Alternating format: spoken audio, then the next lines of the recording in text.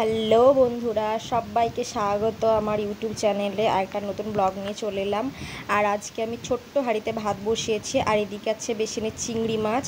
ছোট্ট হাঁড়িতে ভাত বসিয়েছি কারণ আজকে বাড়িতে কেউ নেই, বড়মশাই শাশুড়ি মা কেউই নেই, কারণ ভাসুরি অপারেশন রয়েছে, তো ওখানেই আছে। সন্ধ্যাবেলায় বাড়ি আসবে বর। আর এখন আমার আর শ্বশুরের মতো মানে ভাত হচ্ছে, আর চিংড়ি মাছ নিয়েছে, তাই ভাবলাম পটল আছে, পটল চিংড়ি করি আর ডুমুর ভাজা করি।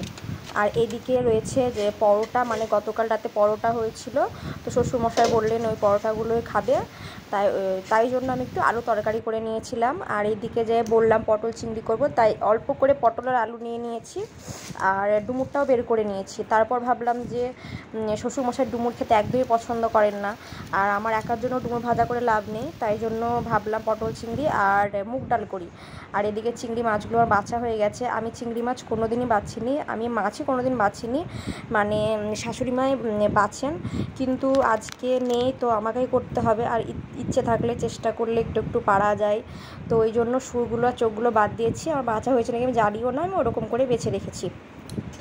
আর একটু আলু তরকারিও করে নিয়েছি, ওটা দিয়ে শ্বশুরমশাইকে পরোটাটা দেবো, আর আমি একটু গরম ভাত খেয়ে নিয়েছিলাম। আর সত্যি কথা বলতে কি, বিয়ের আগে আমি কোনো কাজই করিনি, আর বিয়ের পরই শিখেছি সব কিছু না, সব কিছু শিখতে পারিনি, হয়তো কিছুটা শিখতে পেরেছি, তবে যেটুকু শিখতে পেরেছি সেটুকুই করি, সব করতে পারি বলবো না। আর রান্নাবান্নাটা শাশুড়ি মা শিখিয়েছেন, রান্নাবান্না আগে করতাম, এখন তো তোমাদের আগে ব্লগে বলেছি এখন সেরকম করি না, কিন্তু হয়তো শাশুড়ি মা যেদিন থাকেন না, কোথাও যাই, সেদিনই করি। আর এই যে আমি প্রত্যেক দিন না, হয়তো যখনই ব্লগ দিই, এই যে বাড়িতে কী করছি, রান্নাবান্না করছি, খাচ্ছি, এইসবেরই ব্লগ দিই, আর কিছু ব্লগ দিই না, কারণ কেননা আমি তো কোথাও এখন যাই না। এর আগে গিয়েছিলাম গোয়া, পুরী, তারপর তারাপীঠ বেড়াতে গিয়েছিলাম, তখন আমার ইউটিউব চ্যানেল ছিল না, তাই জন্য আমি ব্লগ মানে করতাম না, চ্যানেল ছিল না বলে করতাম না। তো এখন তো আর বেড়াতে যেতে পারছি না, কিন্তু যখন যাব তখন আবার আমি ব্লগ দেবো। আর আমি যে বললাম আমি বিয়ের আগে কিছুই করতাম না, সত্যি আমি কিছু করতাম না। আর সত্যি কথা বলতে কি, মেয়েরা মানে মা বাবার কাছে, মানে মায়ের বাড়িতে, মানে রাজকন্যা, সে তার বাবা বড়লোক হোক, কিংবা হয়তো তাদের আর্থিক মানে সামর্থ্য না থাকুক, সে দরিদ্র ঘরের মেয়ে হোক, কিন্তু মেয়েরা সব বাবার কাছে সমান। আমাদের এখনকার সব মা কাকিমাদের হয়তো এক একজন এক একটা মত আছে, যে কেউ বড়লোকের মেয়ে হলে যে ও বড়লোকের মেয়ে বলে কাজ করতো না, বা আদুরে এরকম, আর গরিব ঘরের মেয়ে হলে সে আদুরে না, এটা ভুল। কারণ সে গরিব ঘরের মেয়ে হলেও তার মা বাবার কাছে আদুরে হয়, আর বড়লোক ঘরের মেয়ে হলেও তার মা বাবার কাছে সে আদুরে হয়। আর আমাদের মধ্যে, মানে আমাদের এখন সবার মধ্যে এখনও এই জিনিসটা আছে যে বড়লোক ঘরের মেয়ে হলে সব কিছু করলে মানে ও বড়লোকের মেয়ে, এরকম কোনো কিছু হয় না। কিন্তু গরিব ঘরের মেয়ে যদি কিছু করতে গেলে হয়তো বলে কিছুই নেই, আবার এটা করছে সেটা করছে, এরকম হয়, কিন্তু এইগুলো আমাদেরকে পাল্টাতে হবে। আর এই যে দেখালাম বাসনগুলো মাজা হয়ে গেছে না, কিন্তু আমি মাজিনি বাসন, আমাদের এখানে একটা দিদিকে বলা আছে 12 মাস বাসনগুলো মেজে দেয়, আর সিঁড়িটা মুছে দেয়, আর নিচের বারান্দাগুলো মুছে দেয়। আর সার্ফটা আমি আগে কাচতাম, কিন্তু এখন প্রেগনেন্সি আসার পর সার্ফটা কাচতে দেওয়া হয়। তারপর আমি কাজকর্ম সেরে নিচে স্নান টান করে চলে এসেছি, আর চুলটা আঁচড়ে নিয়েছি। তো চুলটা আঁচড়ে নেওয়ার পর আমি যেটা বিয়ের পর মেয়েরা সবাই করে, সিঁদুর, তো সেটাই পরবো। আর বিয়ের পর এটা কোনো মেয়ে ভোলে না, কারণ এটা বিয়ের পর এটা আমাদের একটা অন্যরকম সম্পদ। আর বিয়ের পর মেয়েদেরকে সিঁদুর না পরলে যেন ভালো লাগে না দেখতে, মানে ফাঁকা ফাঁকা লাগে। যত বেশি বড় সিঁদুর পরা হয় তত যেন মুখটা বেশি সুন্দর লাগে দেখতে, আমার তো সেটাই মনে হয়। আর এই যে এটা আমার তোমাদের দেখানো হয়নি মানে কি, ওই দিকে যে দেওয়ালটা আমার একটা ড্রেসিং টেবিল ছিল, তো সেটা এখন আর নেই, তাই এটা মানে আনলা সহ একটা ড্রেসিং টেবিল মানে কিনে নেওয়া হয়েছে। তো এটা 2-4 দিনই হলো কেনা হয়েছে। তারপর আমি চলে যাচ্ছি উপরে, তো উপরে গিয়ে আমি ভেজা জামাকাপড়গুলো মেলতে যাচ্ছি। আর আমার শ্বশুর বাড়িতে মানে আমাদের রান্নাঘরটা হলো একেবারে উপরে, আর ওখানে খোলা বারান্দা আছে, ওখানেই জামা প্যান্ট মেলি, ভেজা জামা কাপড়। আর শাশুড়ি মাদের ঘরটাও উপরেই আছে, তো ওঠার নামাটা একটু বেশি করতে হয়। আর আমি এখন তুলসী গাছে জল দেব। তো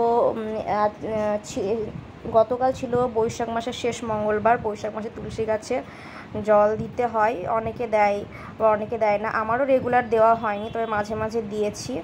আর এখানে একটা বড় তুলসী গাছ ছিল, কিন্তু সেটা শুকিয়ে গেছিলো, তাই জন্য শাশুড়ি মা ওটাকে তুলে একটা ছোট তুলসী গাছ বসিয়ে দিয়েছে।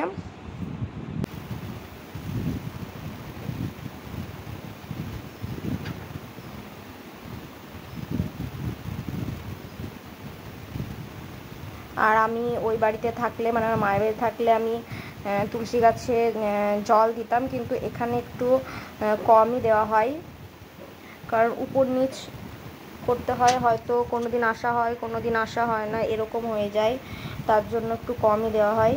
আর আমি এখন ঠাকুর পুজো করতে পাবো না, কারণ প্রেগনেন্সি আসার 5 মাস পর থেকে মানে ঠাকুর পুজো করতে নেই।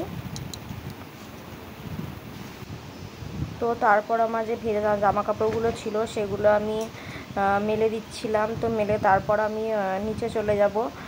আর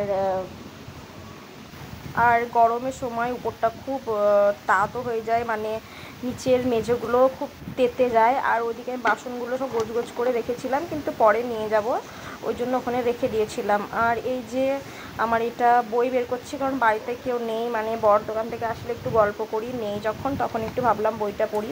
আর এই যে সাদা বইটা, গল্পের বইটা, এটা আমি কলেজে পেয়েছিলাম হিস্ট্রি গ্রুপ থেকে, মানে মিউজিক্যাল চেয়ারে সেকেন্ড হয়েছিলাম, পেয়েছিলাম। আর এইদিকে আমার আছে মহাভারত আর শ্রী গীতগোবিন্দম বই আছে। এগুলো আমার বিয়ের আগেকারই বই, কারণ আমি যখন 11-12 পড়তাম তখন আমি মেন সাবজেক্ট আমার সংস্কৃত ছিল। তো সংস্কৃত আমি কলেজে নিতাম, অনার্স জিয়াগঞ্জ শ্রীপাদ সিংয়ে আমি চান্স পেয়েছিলাম, কিন্তু আর কেউ ভর্তি না হওয়ার জন্য আমি আর হতে পারিনি। আর আমাদের এখানে যে কলেজে পড়তাম সেখানে আমি বেঙ্গলি হিস্ট্রিতেও ফর্ম ফিল আপ করেছিলাম অনার্সে। তো তারপর না নেওয়ার জন্য, সংস্কৃত না নেওয়ার জন্য হিস্ট্রিতে অনার্স নিয়ে পড়তে হয়েছিল। আর আমার রামায়ণ বইটাও রয়েছে। তো রামায়ণ মহাভারত একসাথে রাখতে নেই, আমি জানতাম না, আগে আমি একসাথেই রাখতাম, ওই জন্য রামায়ণটা আমি ওই বাড়িতে রেখে এসেছি। আমাকে মামি মানা করেছিল, মামি শাশুড়ি, যে একসাথে রাখতে নেই। আর মাঝে মাঝে আমি পড়ি, এগুলো আমি বিয়ের আগে বেশি পড়তাম, কারণ 11-12 কিছু কিছু অংশ ছিল, তাই এগুলো ভালো করে জানার জন্য বইগুলো কিনেছিলাম, ভালো করে পড়ার জন্য।